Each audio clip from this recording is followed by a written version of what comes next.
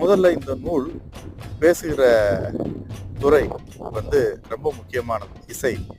இசைன்றது எல்லாருக்கும் பொதுவானது. எல்லா உயிர்களையும் ஈர்க்கும் இசை.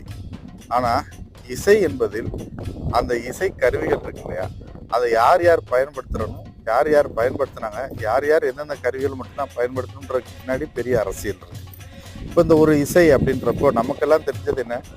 கர்நாடக இசை, ராகங்கள், ஸ்வரம் அப்படின்ற கேள்விப்பட்டிருக்கிறோம். சினிமாவும் இளையராஜாவுடைய தாக்கத்தின் காரணமாக தான் இவ்வளோ விஷயங்கள் இருக்கு அப்படின்றதே என்னை போன்றவர்களுக்கு தெரியும். அப்போ இது கர்நாடக இசை, அதுக்கப்புறம் தெலுங்கு கீர்த்தனை, அப்படியான ஒரு புது அறிவு தான் நமக்கு இருக்கு. ஆனால் உண்மையிலேயே இசை, இந்த கர்நாடக இசையின் ஆதி இசை எல்லாமே தமிழர்களுடைய தமிழ் இசை தான். ஆதி இசை தமிழ் இசை அப்படின்னு சொல்லும்போது